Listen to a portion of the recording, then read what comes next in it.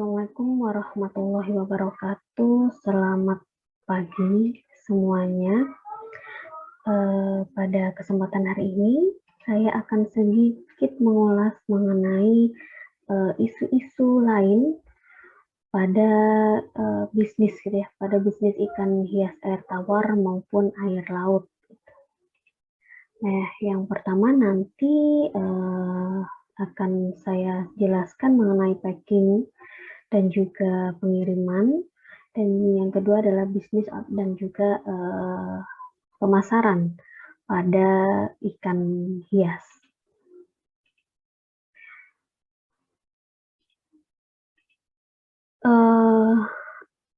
Mentransportasikan atau mengangkut hewan hidup itu merupakan suatu kegiatan yang cukup rumit ya, karena resiko-resiko yang ada itu sangat besar gitu ya.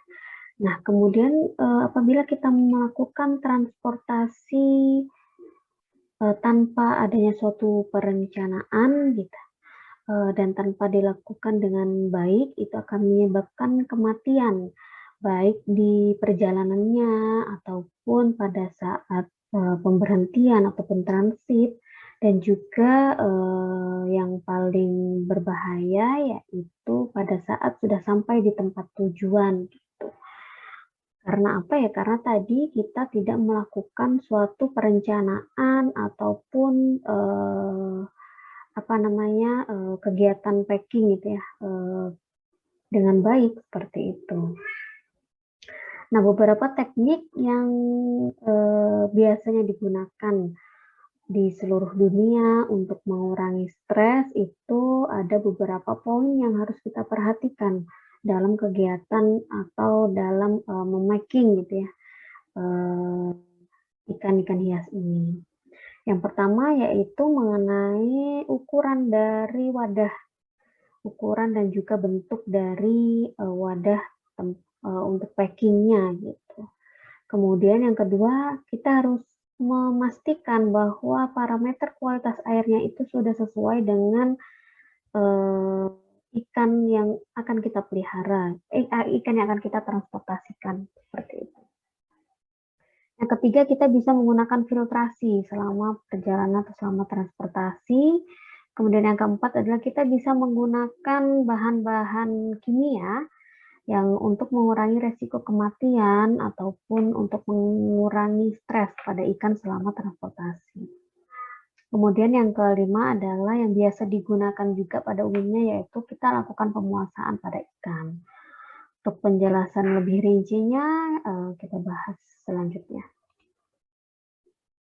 Nah, ini adalah ukuran ataupun bentuk dari wadah packing dari ikan hias yang akan kita kirimkan. Nah, kalau yang atas kiri ini adalah plastik ya, plastik untuk packing ikan koi. Jadi ini hanya untuk 1 ekor. Jadi seperti ini dan di dalamnya sudah diberi oksigen tambahan seperti itu. Jadi ini kalau ini untuk 1 ekor. Nah, kalau pada umumnya itu biasanya adalah gambar yang atas sebelah kanan, yaitu menggunakan kantong plastik dan diisi dengan lebih dari 1 ekor ikan gitu ya yang akan ditransportasikan atau dikirimkan dan ditambahkan dengan oksigen kemudian diikat seperti itu. Nah, ini umumnya yang digunakan di Indonesia itu seperti itu. Nah, kemudian kalau box seperti kontainer warna biru ini biasanya digunakan ikan-ikan yang berukuran besar seperti itu. Nah, biasanya dan memang tidak memungkinkan untuk dilakukan pembiusan ataupun pemberian obat kimia itu. Nah, itu bisa digunakan kontainer seperti ini. Nah, kemudian gambar yang bawah kanan itu adalah ya pada saat kita bisa menggunakan plastik dan diberi oksigen ataupun kita bisa menggunakan wadah box atau akuarium yang memang disuplai oksigen secara terus-menerus seperti itu, diberi aerasi. Nah, kalau kepadatan yang dapat digunakan gitu ya, apa namanya, tergantung dari jenis ikannya dan juga ukurannya seperti itu. Nah, harusnya wadah yang digunakan untuk transportasi atau untuk packing itu adalah wadah yang berukuran sesuai dengan itu tadi spesies ikannya. Nah, kemudian kepadatan ya, kepadatan dari kantong plastiknya itu atau wadah packingnya itu bisa digunakan yang secara umum itu ada yang box gitu ya, box styrofoam yang ukuran 42 kali 5 kali 42 kali 5 kali 25 gitu. Itu adalah secara umum dengan box styrofoam seperti itu. Nah, kemudian standarnya untuk apa namanya ini, styrofoam ini itu untuk 28 jam pengiriman, 48 jam pengiriman, dan ada juga yang sampai 3 hari gitu ya, 3 hari pengiriman. Nah, jika misalnya ada sportail ini misalnya panjangnya 1 senti, maka dalam 48 jam pengiriman atau 22 hari itu kita bisa mengisi 400 ekor.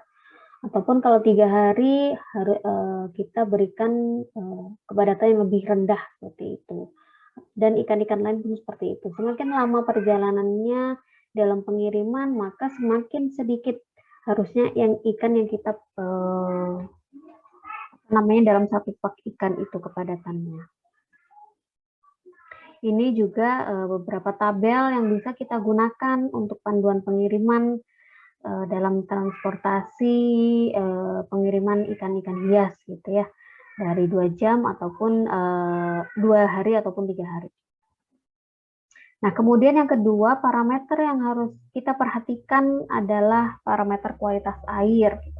Kenapa penting ya? Karena kita mentransportasikan ikan yang notabene adalah hidupnya di air, sehingga ya selama berhari-hari dia itu ada di air, transportasi itu, maka kita harus memperhatikan bagaimana kebutuhan oksigennya, bagaimana suhunya, bagaimana kadar amonia ataupun pH-nya gitu ya selama perjalanan. Gitu.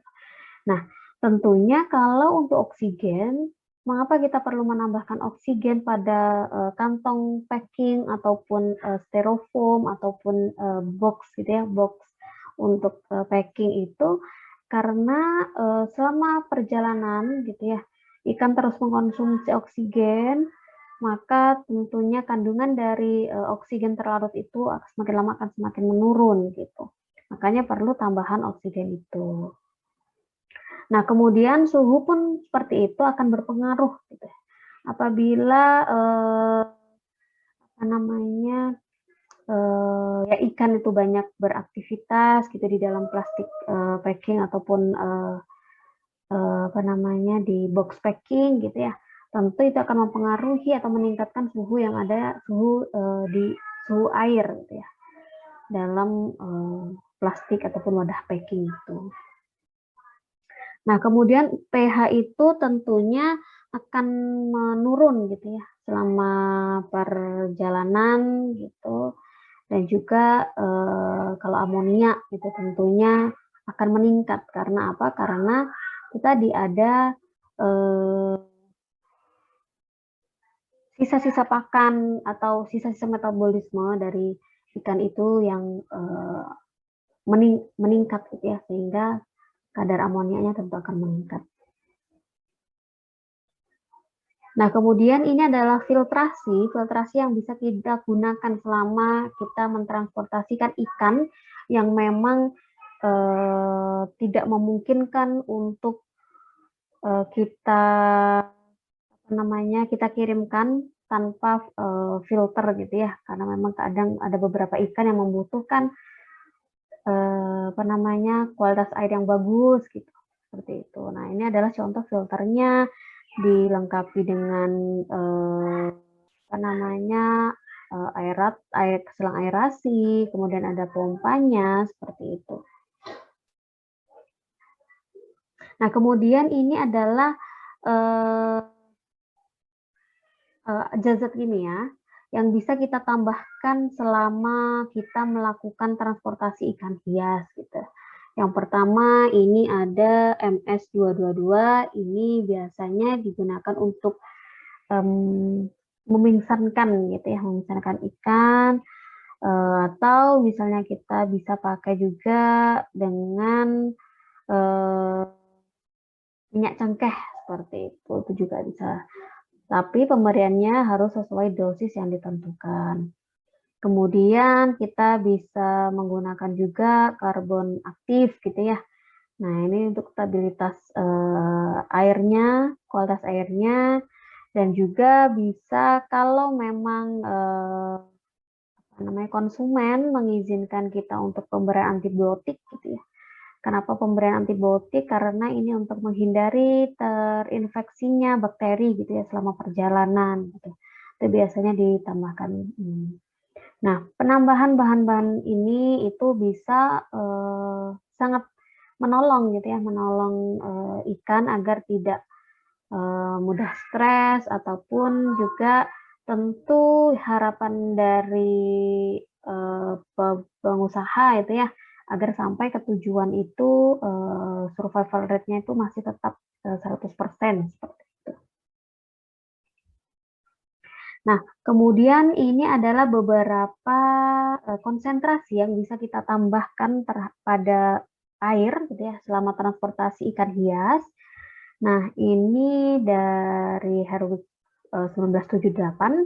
Jadi quinaldin tadi bisa kita tambahkan secara 25 ppm, kemudian MS222 tadi 60-70 ppm, kemudian zeolit tadi ya atau karbon aktif tadi bisa 20 gram gitu ya per liter. Kemudian aktif karbon tadi juga boleh, kemudian ataupun kita bisa menambahkan kalau yang sederhana itu bisa kita tambahkan garam dengan konsentrasi 9 ppt, dan juga ada yang obat-obat yang lainnya.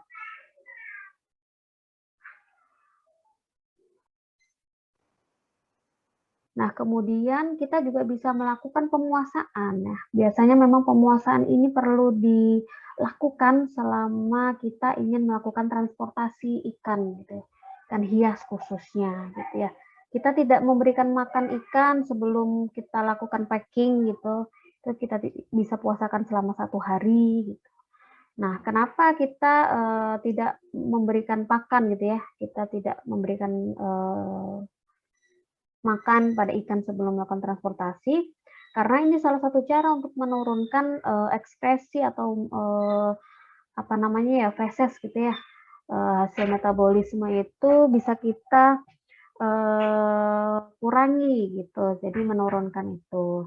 Nah, jika ekskresi itu kita turunkan, maka menurun gitu ya, maka produksi amonia tentu juga akan menurun gitu. Nah, itu cukup untuk menjaga kualitas air dari selama kegiatan transportasi seperti itu. Tapi memang tergantung dari ikan yang akan kita kirimkan, ikan apa itu. Jika memungkinkan untuk dipuasakan, ya dipuasakan. Nah, kemudian ini adalah beberapa flowchart gitu ya, apabila kita ingin melakukan kegiatan packing gitu, apa yang harus kita lakukan gitu ya. Jadi pada step pertama kita lakukan sebelum pemanenan itu ya kita bisa kurangi airnya, kemudian kita mulai puasakan seperti itu. Nah, kemudian setelah dipanen kita pindahkan ke dalam bak gitu ya. Ke dalam bak kalau memang hasil uji lab itu adalah negatif, tidak ada penyakit gitu ya. Tapi misalnya ternyata sebelum kita lakukan pemanenan kita cek di laboratorium dan ternyata ada infeksi penyakit, maka tentu kita harus lakukan treatment gitu ya. Jangan sampai kita lakukan pengiriman karena itu salah satu penyebab penyebaran penyakit seperti itu. Nah, kemudian setelah kita lakukan pemanenan, kita bisa lakukan treatment dulu, misalnya kita berikan tadi, garam gitu ya. Nah, kemudian setelah itu kita bisa lakukan sortir dan juga perhitungan, kemudian, bisa kita masukkan ke dalam kantong ataupun wadah packing gitu ya, yang akan, dikirimkan, seperti itu. Nah, kemudian, step yang kelima yaitu kita tambahkan tuh tadi, tambahkan zat aditif itu ya, zat aditif tadi misalnya water quality stabilizer itu tadi ya, apa namanya, kemudian bisa kita tambahkan antibiotik, itu juga bisa. Nah, kalau dalam pengiriman kita bisa, eee, melakukannya melalui, transportasi darat, ataupun laut, ataupun udara, tergantung dari lokasi pengiriman gitu ya, dan juga jenis ikan yang kita kirimkan, seperti itu. Ataupun bisa juga dari permintaan dari konsumen. Nah, kalau misalnya ingin cepat, misalnya dalam 1 hari harus sampai, nah kira-kira apa yang bisa kita, eee apa namanya, gunakan transportasinya, seperti itu. Nah, kalau untuk, transportasi darat, ya kita bisa mentransportasikan ikan-ikan, hias air tawar maupun air laut dengan, perjalanan yang cukup panjang, lebih dari 12 jam gitu ya, dan, lokasinya memang misalnya antar provinsi saja, nah itu kita bisa gunakan transportasi darat gitu. Nah, kemudian, dalam apa namanya, selama perjalanan ya, tentu jika waktu yang dibutuhkan lebih lama gitu, tentu juga akan berpengaruh terhadap kualitas air gitu ya, selama, eee, transportasi seperti itu. Tentu akan ada perubahan kualitas air gitu ya. Nah tapi, ada keuntungan gitu ya untuk transportasi yang darat itu tentu, biaya yang dibutuhkan lebih rendah dibandingkan dengan, transportasi udara ataupun laut gitu ya. Kemudian kita juga bisa menggunakan, sistem filtrasi ataupun aerasi secara langsung, pada, truk ya atau, mobil yang digunakan dalam transportasi, gitu. Berbeda dengan, transportasi lewat udara ataupun laut itu tidak memungkinkan gitu ya untuk digunakan atau ditambahkan gitu ya, filtrasi atau filter gitu ya ataupun, aerator gitu ya pada, mobil selama pengangkutan, seperti itu. Nah, kemudian kalau, transportasi lewat laut gitu ya untuk menyeberang, nah ini dilakukan kalau memang pengirimannya itu di luar pulau, antar pulau seperti itu. Dan masih memungkinkan memang ikan hiasnya dikirimkan dalam waktu yang memang, lebih lama gitu ya, karena, transportasi lewat laut ya cukup memakan waktu juga, seperti itu. Nah, eee, keuntungannya tentu jika kita mengirimkan ikan air laut, tentu keuntungannya kita bisa mengganti gitu ya, air selama perjalanan. Karena ya lewat laut kita bisa lakukan pergantian air, kita bisa ngambil sumber air dari, laut itu sendiri. Nah, kemudian untuk, biayanya tentu dibandingkan dengan, eee, pengiriman udara gitu tentu lebih murah. Tapi, lebih mahal dibandingkan pengiriman darat, lewat darat gitu ya. Nah, kemudian, eee, apa namanya, kontrol untuk filtrasi ataupun untuk, apa namanya, itu tadi, beda dengan, yang lewat darat gitu ya. Kalau lewat, transport lewat laut, lewat dengan kapal, tentu kita tidak bisa menggunakan filtrasi ataupun aerator. Karena apa ya, karena misalnya posisi mobil yang mengangkut tadi itu sudah masuk ke kapal, tentu harus dimatikan kan. Jadi, tidak bisa menggunakan, tidak bisa menyuplai gitu ya, untuk apa namanya, aliran, listrik ya atau mesinnya untuk, filter ataupun untuk aerator gitu. Nah kalau, transportasi lewat udara tentu ini memakan waktu yang cukup singkat gitu ya. tapi tentunya diimbangi atau diiringi dengan cost atau biaya yang cukup tinggi. Karena apa? Karena kalau kita ingin melakukan transportasi atau pengiriman lewat udara tentu harus memenuhi memenuhi persyaratan-persyaratan apabila kita ingin mengirimkan dengan menggunakan pesawat seperti itu. Dari mulai kardusnya itu harus seperti apa, harus ada labelnya, kemudian harus disertai dengan dokumen-dokumen pemeriksaan kesehatan ataupun yang lainnya gitu ya. Dan terus di dalam kardusnya itu tentu juga harus dilapisi plastik gitu ya. Yaitu dengan packing yang cukup rapat seperti itu. Tentu memang agak sedikit ribet gitu untuk pengiriman lewat udara ini, seperti itu.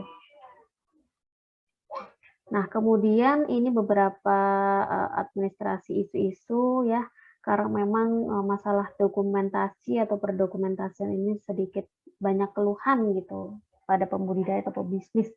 Karena ya memang saat kita ingin melakukan transportasi atau pengiriman itu tentu harus dilengkapi dengan dokumen-dokumen gitu yang harus kita lengkapi gitu. Nah, kalau untuk opportunities gitu ya, dan juga tantangan terhadap ekspor gitu. Nah, ini peluang nih ya. Jadi peluang dari pasar ikan hias Indonesia di kawasan Eropa itu khususnya itu sangat besar. Karena apa? Karena Eropa itu merupakan salah satu benua gitu ya, yang memang banyak memasukkan ikan-ikan hias gitu. Apalagi kalau di Indonesia ini, Indonesia itu merupakan salah satu negara pengekspor produk ikan hias yang favorit gitu ya, di kawasan Eropa seperti itu. Nah, budidaya ikan hias laut ini memiliki peluang untuk memainkan peran penting dalam mencapai keseimbangan antara ekonomi dan praktek yang berwawasan lingkungan. Jadi Indonesia ini kaya gitu ya, kaya akan jenis ikan-ikan hiasnya, kemudian peluang ekspornya sangat besar, apalagi di Eropa itu memang penggemar gitu ya, banyak hobis ikan hias gitu, yang memang menggemari ikan-ikan tropis yang ada di Indonesia. Nah, kalau di Indonesia memang ya ikan laut, ikan hias laut itulah yang paling banyak diekspor gitu, sampai ke mancanegara.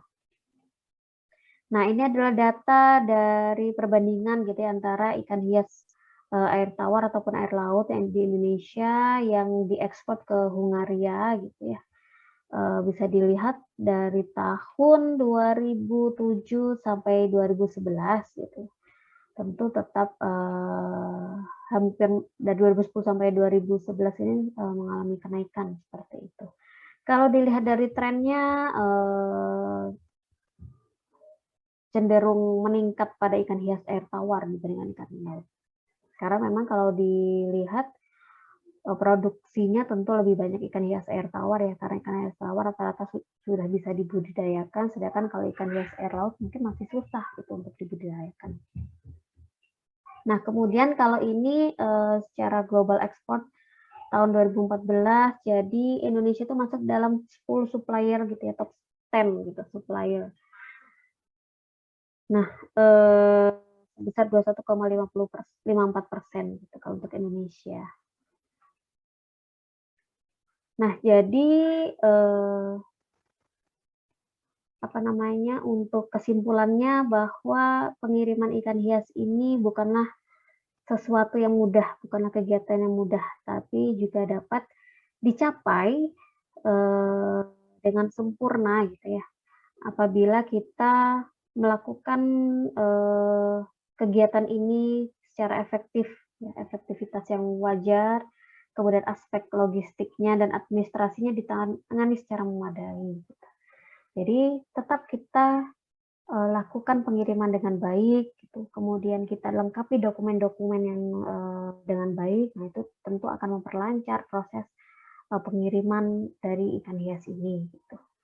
Nah, kemudian peluang usaha ikan hias ini sangat besar dan sangat menjanjikan khususnya di Indonesia karena memang keuntungan dari pasar ikan hias ini sangat tinggi. Ya, meskipun masih ada tantangan-tantangan yang dihadapi, bisa jadi karena penyakit ataupun karena itu tadi beberapa negara yang memang melarang untuk ikan hias yang masuk karena misalnya ada pengaruh antibiotiknya gitu ya, atau kita pernah melakukan treatment antibiotik itu biasanya juga ada yang menolak atau tidak mau mereka.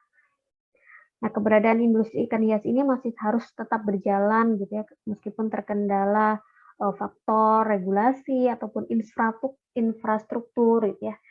Jadi memang untuk meningkatkan usaha ikan hias gitu ya, tentu ada peran pemerintah di dalamnya seperti itu. Jadi kita bisa tetap mengusahakan dengan sebaik-baiknya semampu kita dan juga nanti kita bisa meminta bantuan misalnya oleh pemerintah ke pemerintah seperti itu.